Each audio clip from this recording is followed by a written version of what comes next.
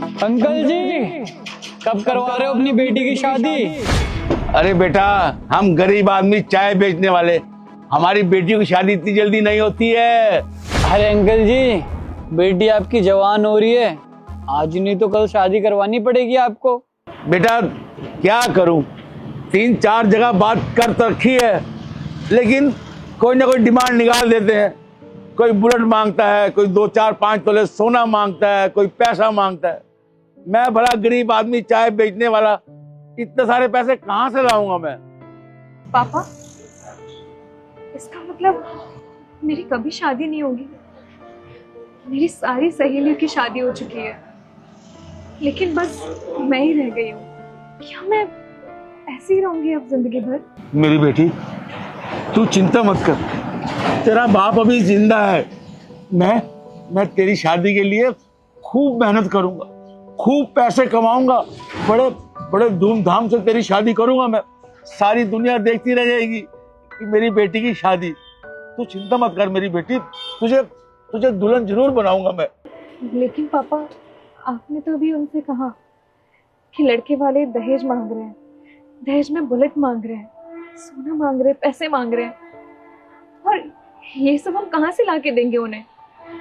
इसका मतलब तो मेरी कभी शादी नहीं होगी। बेटा, ऊपर वाला है ना, उस पर भरोसा रख। उसके घर में देर है, अंधेर नहीं है। पूरा मोहल्ला देखेगा मेरी बेटी की शादी। इतने धूमधाम से करूंगा और इतना अच्छा लड़का ढूंढूंगा तेरे लिए, तू सारी जिंदगी खुश रहेगी मेरी बेटी। तू चिंता मत कर। है अरे अंकल जी, बातें ही करते रहोगे या चाय भी पिलाओगे? अरे हाँ साहब, हम चाय क्यों नहीं पिलाएंगे, आओ ना, मैं चाय पिलाता हूँ। देखा बेटी अमीर जादव को, ये हमारी गरीबी का मजाक उड़ाने के लिए आए हैं और ताने मार रहे हैं कि तुम्हारी बेटी की शादी क्यों नहीं हो रही। तुम्हारी बेटी जवान हो गई है, कब अपनी बेटी की शादी करोगे? अब इन्हें क्या पता बेटा, मैं गरीब आदमी चाय बेचने वाला, भला भला इतने पैसे मैं कहां से लाऊंगा? आओ साहब।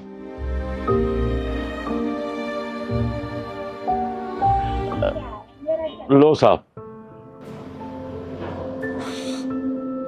अंकल जी, एक बात तो जरूर कहूंगा, मैंने इतनी जगह पे चाय पी है, लेकिन आपकी जैसी चाय ना कोई भी नहीं बनाता। वैसे अंकल जी, आपकी बेटी की उम्र काफी हो गई है, शादी करवा दो ना, क्यों नहीं करवा रहे? साहब, 1-2 घर देखे हैं मैंने, पर जहां भी इसके रिश्ते की बात करता हूँ, क्या करूं, उनकी इतनी डिमांड निकल आती है जो मैं पूरी नहीं कर सकता साहब। मैं गरीब आदमी हूँ, चाय बेचने वाला, इतने पैसे नहीं है मेरे पास कि मैं अपनी बेटी की शादी इतने धूमधाम से कर सकूं। इसकी शादी के लिए मैं बैंक में भी गया था लोन लेने के लिए, लेकिन उन्होंने कहा अगर लोन लेना है तो तुम्हें कुछ ना कुछ रखना पड़ेगा। अब आप ही बताइए साहब, हम झुग्गी में रहने वाले भला उनके पास क्या रखेंगे? अब उनको क्या पता कि चाय बेचकर घर का गुजारा तो बहुत मुश्किल से होता है साहब। अब पता नहीं भगवान को क्या मंजूर है। मैं आपकी बेटी से शादी करना चाहता हूँ।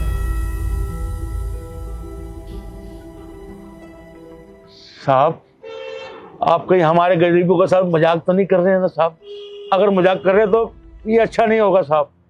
नहीं अंकल, मैं कोई मजाक नहीं कर रहा हूँ, और आपको तो पता ही है, मैं 3 साल से यहाँ डेली चाय पीने आता हूँ, और मैं आपको और आपकी बेटी को बहुत अच्छे से जानता हूँ, वो कैसे आपका इतना ख्याल रखती है।